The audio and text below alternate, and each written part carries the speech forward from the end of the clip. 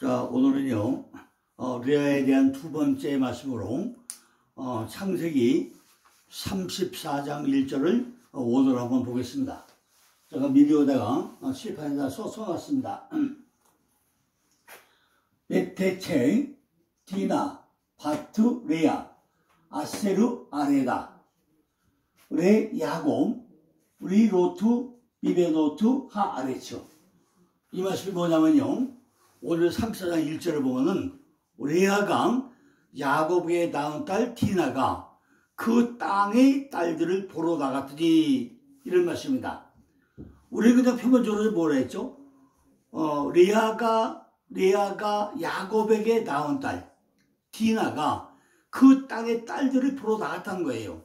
그런데 오늘은 잘 보고 보면요, 메테체 디나 바트 레아, 그러니까 리아에게 낳은 딸인데 누구에게? 리아가 야곱에게 낳은 딸이라고 하죠. 아세르 아레다 낳은 누구에게?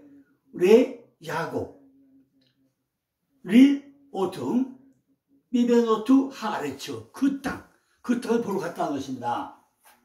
자, 여기 보면 베테체는 어근이 야차예요.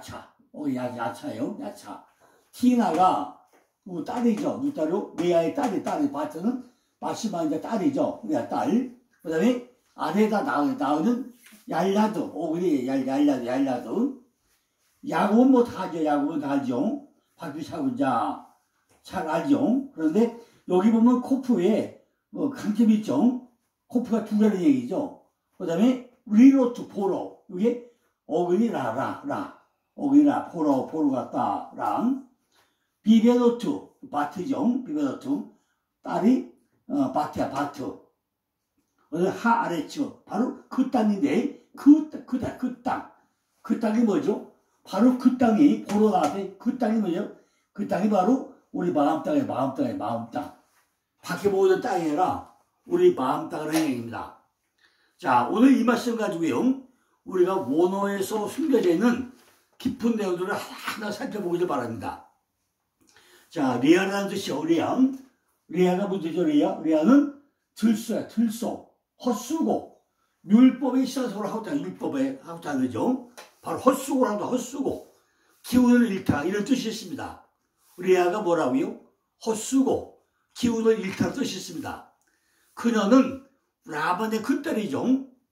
또, 그러면 또 누구죠? 라헬의 언니죠. 라헬의 언니. 근데 시력이 좋지 않았고요. 라반의 책략으로 해가지고 야곱이 아내가 되었다는 얘기죠. 근데 야곱의 사랑을 받지를 못했던 사람이 바로 레아였습니다. 레아는요, 첫 배에 뭘 낳죠? 아들 넷을 낳죠. 르시, 레유, 루벤, 시몬, 레위, 유다, 넷을 낳죠. 그리고 요종 실바를 통해서 또 누가 낳죠? 갓과 아셀을 낳죠. 그죠? 요종 실바를 통해서 갓과 아셀을 낳아요. 그 다음에 야곱에게서 이스라엘과 스불론을 낳고, 뭐요? 누구 낳죠? 이스라엘과 스불론. 이스를 낳죠. 스불론 낳고, 이어서 누구 낳죠? 딸 디나를 낳게 된다는 거죠. 그런데 참 이상하죠? 레아는 나중에 죽어가지고 어디 가죠? 막벨리아 굴에 가죠. 그러니까 아브람과 이삭과 다 어디 가죠? 막벨리아 굴에 가는데 레아도 막벨리아 굴에 장사를 치게 됩니다. 그런데 그 살아가던 라헬은요, 막벨리아로 가지 못하고 어디로 가죠?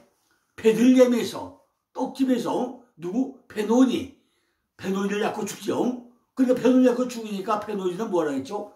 실품의 아들. 그래서 베노니 낳고 죽으니까 그 베노니를 누가? 야곱이 베냐민이라고 이름 바꿔주죠. 베냐민은 뭐죠? 베냐민은 말씀의 선자, 오르펜의 선자를 바꿔줘요. 원래 이름이 뭐였죠? 베노니, 실품의 아들이죠. 그런데 그게 어떤 뜻이죠?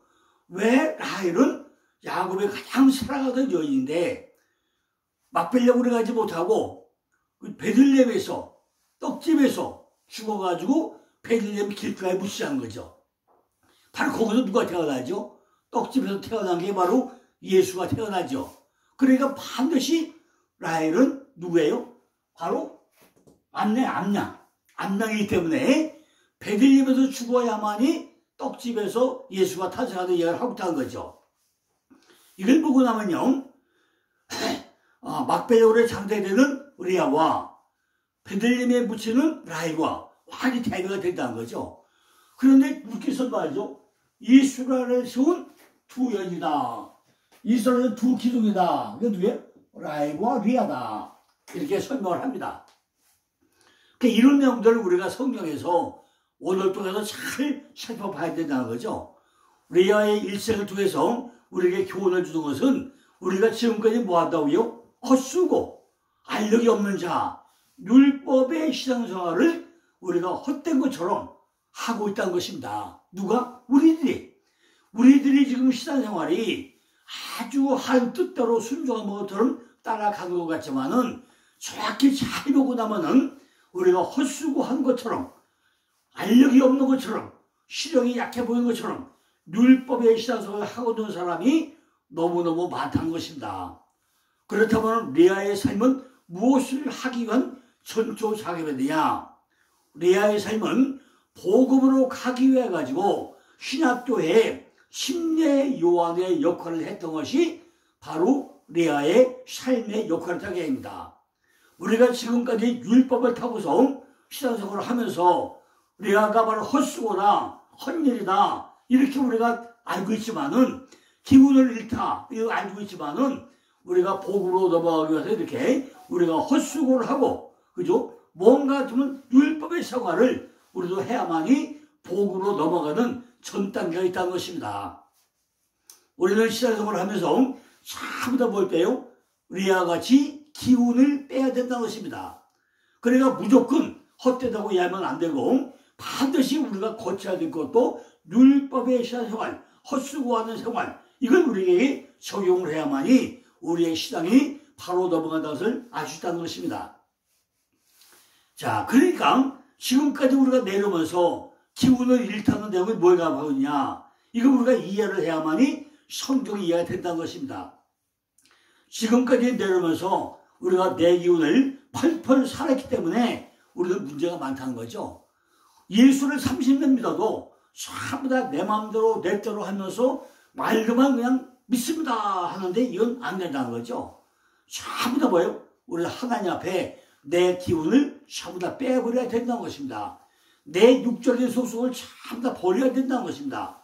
기운을 뺀다는 말과 기운을 잃다는 뜻이 리아라는 의미 안에 다 들어있다는 것입니다. 기운을 잃고 기운을 빼고 나면 당연히 누구래요? 하나님의 형상대로 우리가 붙잡아야 하기 때문에 야곱이 등장을 하고 있다는 것입니다. 다시 말씀을 드린다면 기운을 잃고 다른 엉뚱한 것을 붙잡는 것이 아니라 리아가 야곱을 만나가지고 예수 그리스도의 형상을 닮아가고 있는 야곱을 만난다는 것이죠. 자, 지금 보면요. 르시레유 이스티나는요 아들 6에 딸 하나예요. 이걸 성경을 잘 보고 나면요 결국 뭐 한다고요? 결국 리아를 통해서 뭐가 만들어지죠? 베레시트 6글자가 만들어지고 베레시트 택초라는 얘가 만들어지고 거기에 누가 디나라는 딸이 그 6 베레시트라는 것을 전부 다 심판하는 자로 우리에게 들어온다는 것입니다. 그러니까 오늘 창세기 3장 1절 통해서 그냥 야곱의 딸 디나라고 해도 되는데 왜 리아를 등장시켜가지고 왜 리아가 야곱에게 낳은 딸이다 이렇게 설명을 하고 있는 거죠. 그죠? 리아를 등장시키고 리아가 야곱에 낳은 딸이라고 왜 이렇게 딱 집어가지고 디나를 설명하고 있는 것입니다. 결국 리아를 등장시키고 리아가 야곱에서 낳은 딸이라고 강조를 하고 있다는 거죠. 그러면 당연히 누가 선다는 거죠? 리아가 딸이니까 야곱을 통해서 농사 짓는 것이고 씨를 받는 것이고 마시멜 받는 것이고 농사 쳐가지고 아들로 세워지는 것이 바로 왜요? 디나라는 딸로 세워진다는 얘기를 하고 있다는 것입니다. 이처럼 아들과 딸을 통해서 내 안에 세워지는 것을 이야기하고자 34장 1절에 레아가 야곱에게 낳은 딸 디나가 그 땅, 우리 마음 땅의 딸들을 보러 나갔다 이렇게 설명한다는 것입니다. 레아는 전부 다 기운을 빼고 그 다음에는 야곱을 붙잡아야 한다는 겁니다. 야곱이 뭐죠? 하나님의 발꿈치를 잡고 가는 자가 야곱이잖아요. 반드시 우리는 야곱의 발꿈치를 잡고 가야 된다는 것입니다. 말씀을 가지고 내 안에서 서야 한다는 것입니다. 그렇게 하고 나니까 디나가 심판자로 내 안에서 출발을 하게 된다는 것입니다.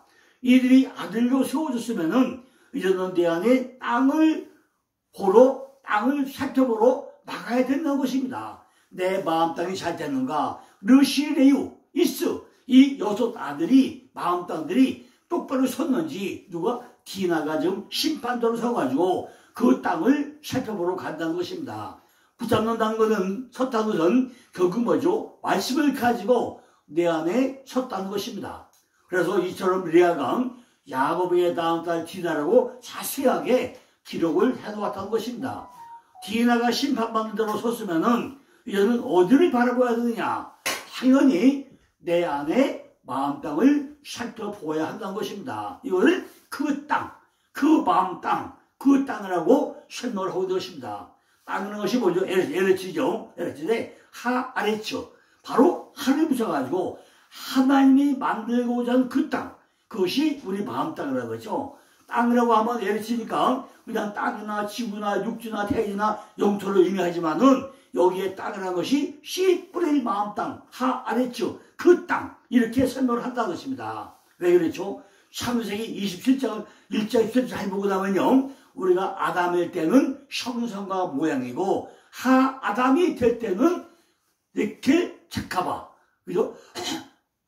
작할 네케바라고 딱 표시되어 있습니다. 그러니까 우리가 이런 말씀들을요 아주 정확히 잘 봐야 되는 거죠. 뭐죠?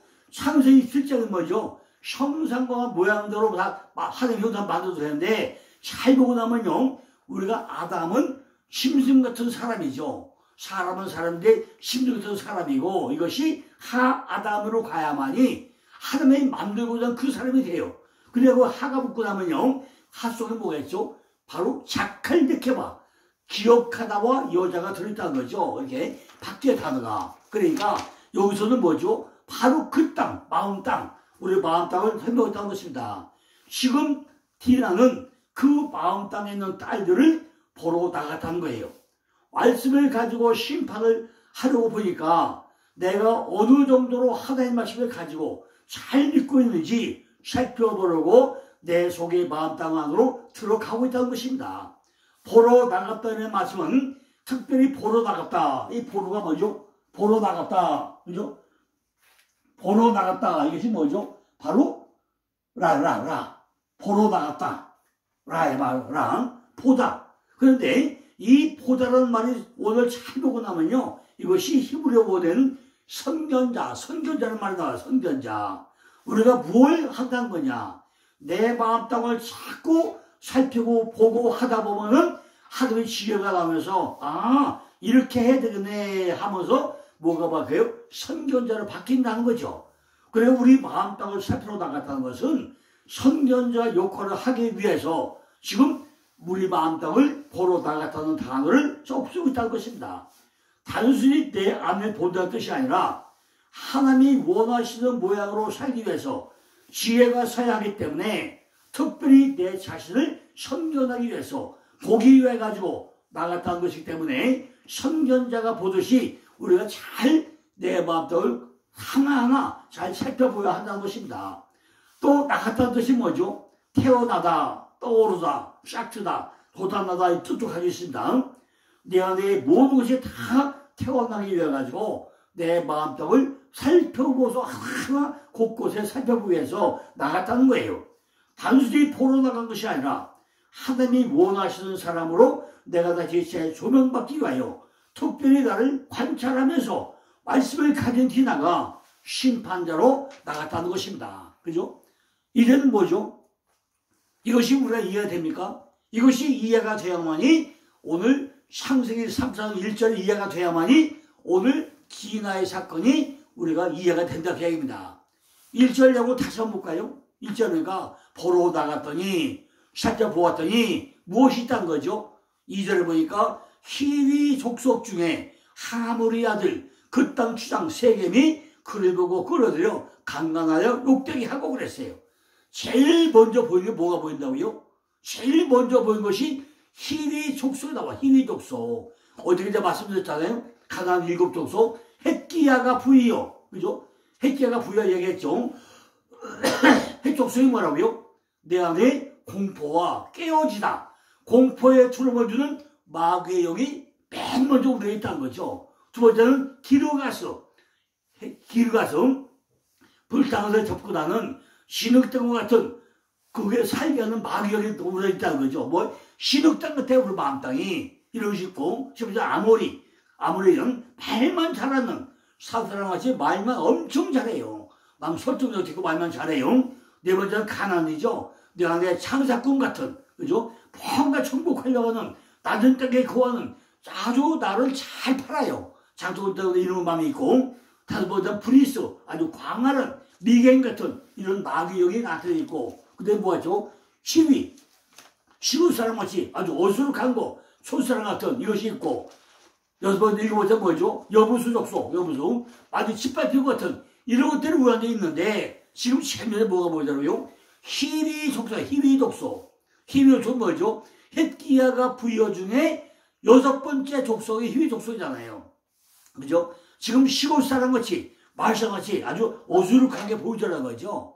우리들도 처음 예수 믿고 나면 뭐 다 그렇지 않습니까? 뭔가 어수룩하고, 성경도 성경을 모르지, 기도도 모르지, 교회도 모르지, 어수룩하게 사람 마냥 시골 사람 마냥 다니는 거지 않겠습니까? 우리들이 지금 하나님을 믿는다고 하면서 다른 사람들이 볼 때는 목사님이고 전도사님이고 장로고 권사님에도 불구하고 어리숙해 보이고 선해 보이고 다른 사람들이 이용해 먹겠고 안 먹고 뭔가 꼭 시골 사람 같은 이런 모양이 아니라는 거죠. 시골 사람들이 어색해 보기도 하지만은 더 은큼하고 아주 무섭다고 그러잖아요. 그런데 겉으로 보면 뭐죠? 완벽히 시골 촌놈 같다는 거죠. 우리들이 목사라는 직분에다가 감춰놓은 시골 사람 같은 이런 것들이 우리 속에 참 들어있다는 것입니다. 뭔가 남을 속이려고 어리숙해 보이고 뭔가 미련해 보이고 이런 것들이 우리가 볼 때 뭐죠? 티나가 보면서 이렇게 시골 사람 같은 보이는 어리숙해 보이는 이걸 제일 먼저 보이자는 거죠. 우리가 딱 보고 나니까 참 뭔가 어리숙해 보여. 겉으로 그죠? 속에는 모르지만은 이렇게 이런 것들이 희귀족소라는 거죠. 무엇인가 어리숙한 것 같고 모든 것이 부족한 것 같지만은 이것이 희귀족속의 속성이라는 것입니다. 우리 안에 7가지 속성이 있는데 이것이 헷기야가 부이요. 이렇게 7가지 속성이 들었는데 제일 먼저 보니까 희귀족속 같이 어리숙해 보이면 먼저 보이라는 거죠. 그래 뭐 한다고요? 희귀족속은 시골 사람처럼 어리숙해 보이지만은 내 안에 말씀의 심판자가 들어가서 말씀으로 가만히 보고 나니까 그게 왜요? 하몰이 아들이라고 했는데 하몰이라는 뜻이 뭐예요? 나귀란 말이죠. 나귀가 뭐죠? 발효. 뭔가 부글부글 끓는 발효가 일어나고 있다는 말이죠. 시골 사람인 것처럼 목사인 것처럼 거룩하게 어리숙하게 목사인 것이 너무 똑똑한 것 같았는데 목사들도요 겉으로 보면 똑똑하게 보면 안 된다는 거죠. 겉으로는 뭔가 어리숙해 보여야 돼요. 그래야 모든 사람들이 그냥 다 따라오지 목사들이 너무나 똑소리 나게 똑똑하고 나면요 성도들이 거부감을 일으킨다는 거예요. 그죠? 지금 뭔가 어리숙해 보여야 돼요. 목사들이 너무 똑똑하면 성도들이 도망간다는 것입니다. 목사님이 좀 모자란 척하고 있어야지 너무나 찰연 척하고 그러면 환영받지 못한다는 것입니다. 어리석은 것처럼 시골 사람인 것처럼 하지만은 속을 딱 보이고 발효되고 있다는 거죠. 그죠? 속이 부글부글 끓고 있다는 거예요. 속이 끓고 있는 것이 뭐죠? 하몰. 나귀마다 부글부글 끓어 뭔가. 그죠? 아브라함은요, 하몰 자손도 뭐 샀죠? 세겜 땅을 살잖아요. 은 400세를 살잖아요. 내 속을 선견자로 입장해서 잘 보니까 뭔가 뚜껑이 열려. 이야, 꼭 시골 사람 같고 뭔가 너무나 많은 것이 이럴 때 보이더란 말이 하나하나가. 그죠? 멀리 보니까 내가 선견자 입장을 보니까 전부 다 보이더란 말이에요. 뭐가? 우리 마음 땅이 다 보이더라는 말이죠. 이걸 보니까 덮어놓고 저것도 덮어놓았는데 속은 부글부글 끓고 있다는 것입니다. 이것을 하모려고 한 거다 말이죠.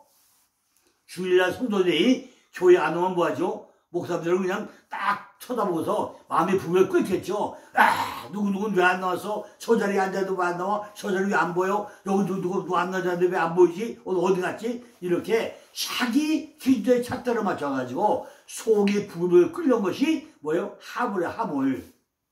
하물 속에는 또 뭐가 있어요? 태장이 있어, 태장이. 그 태장이 누구예요? 하물 중에는 최고 태장이 있는데 그걸 뭐라고 한다고요? 추장이야, 추장. 추장한 것이 바로 낚시로 들어 올린다, 우두머리다, 지배자다, 왕이다, 군주, 족장이다 이런 뜻을 가지고 있단 말이죠. 바로 추장이야, 추장. 부글부글 끓는 것 중에 대표적으로 들어간 것이 세겜이야, 세겜. 어깨, 으스. 야, 내가 이래봐도 뭐야? 어깨 견장, 산마루 이런 것들이 내 안에 제일 먼저 들어오더라는 거죠. 지금 목사님이나 장로님이나 고사님이나 막 뭐라고 하면요, 부글부글 끓는데 어깨 보니까 얘가 으쓱으쓱 내가 이래봐도 장로인데 내가 목사인데 하면서 아주 뽐내고 으쓱으쓱 어깨를 하는 이것이 부글부글 끓으면서 뭔가 표시하고 있다는 것입니다. 결국에는 내 것이 인격으로 드러난다는 거예요. 우리가 군대를 가고 나면 뭐하죠? 어깨에 견장을 붙여줘, 견장. 근데 여기다 견장이요, 태장, 별 4개 딱 붙여봐요. 야, 내가 태장이야? 늘 까볼 거야? 아주 어깨 으쓱으쓱 하잖아요? 이것이 추장이에요, 추장. 하모리 아들 추장으로 한다면 그 땅에서 최고 태장이잖아요. 지위와 직책과 성격의 견장, 인격으로 다 드러나고 있다는 거죠. 우리 모두의 인격이 이처럼 부글부글 끓는 하모리 아들 추장과 같다는 거예요. 여기서 우리는요, 추장의 성격이 어떤 것인지 잘 한번 살펴볼 필요가 있다는 것입니다. 여기 우리 임하시고 듣는 모든 분들이요, 지금 말씀으로 통해서 우리가 세상을 볼 때 얼마나 화나는 일이 많습니까? 우리가 세상 정신을 볼 때 얼마나 속이 터집니까? 그러나 부글부글 끓잖아요. 저 같은 경우에도요, 매사에 한결같이 원칙이라는 원칙대로 살려고 하는데 세상 보면 얼마나 그냥 불을 끓 말도 못해 끓잖아요, 그냥. 그죠? 우리가 내 속에서 하물이 죽지 않아가지고 가끔 확 터지고 막 나온다는 거죠. 내 안에는 하물이 부글부글 끓으면서 뭔가 막 터지기 직전에 나오고 있다는 것입니다. 이런 것들이 내 속에 꽉 들어차 있는데 여기서는 어리숙한 것처럼 시골 사람인 것처럼 부글부글 끓는 것이 바로 세겜이고 하물이고 추장이고 이런 단어를 사용하고 있다는 거죠. 우리들에도 희위 엽속 중에 하물의 아들 그 땅의 추장이 세겜이 내 안에도 있다는 것입니다. 그렇다면 세겜이 강간을 해야 되겠습니까? 안 해야 되겠습니까? 강간을 당해야 되잖아요. 강간이 뭐라고요? 샤카부, 틀어눕다. 그죠? 틀어눕다. 이거 샤카부라 했잖아. 강간이라는 게 뭐예요? 강간이 남자가 여자를 뭐 하는 것이 아니라 같이 틀어눕다. 이것이 강간으로 있잖아요. 그러니까 우리가 성경 볼 때 강간하면 참 더 나쁜 것만 생각하는데 강간은 그런 의미가 아니란 말이죠. 바로 샤카부, 틀어눕다 이런 뜻입니다. 바로 창세기 3장 15절 16절 보니까 샤카부의 파생들이 성적 관계를 다른 면에서는 또 세구두구도 있지만은, 그죠? 또 신명기 22장 22절도 가늠한 것이 발각된 두 사람에 대해서 사형을 선언하고 있지만은 여기서는 강간이 뭐라고요? 틀어눕다. 그죠? 이런 의미를 삼고 있다는 것입니다. 내 속에 말씀이 들어와서 말씀과 내 속성이 같이 들어눕는다는 거예요. 뭐가? 말씀과 내 속성이, 내 육적 속성이 같이 끌어안고 들어눕는 것을 샤카부, 강간이라고 설명했다는 것입니다. 내 속에 있는 모든 것을 살려내려고 말씀을 통해 가지고 지금 뭐하고 있다고요? 강간을 당하고 있다는 것입니다. 같이 말씀으로 들읍지 않고 나면 둘이 하나가 안 되잖아요. 이거는요, 창세기 넷째 날과 같은 의미를 가지고 있습니다. 창세기 첫째 날 빛을 만들었잖아요.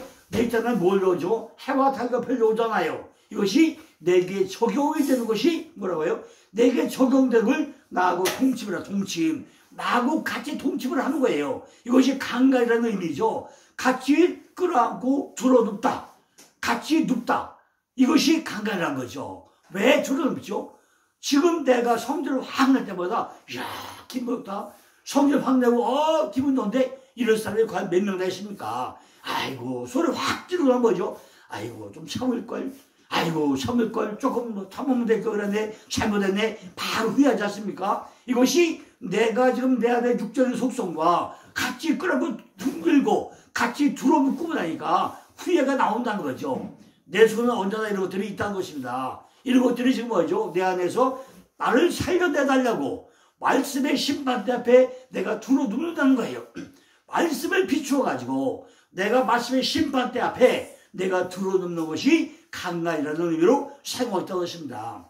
내 안에 있는 신들이 살려달라고 내 앞에 말씀 앞에 있는 디나와 더불어서 들어 누워야 된다는 거죠. 그래서 개똥 같은 우리들이 성격은 말씀을 통해서 강간을 당해야만이 말씀과 같이 끌어안고 둥그려야만이 내 성격이 바뀌게 된다는 것입니다.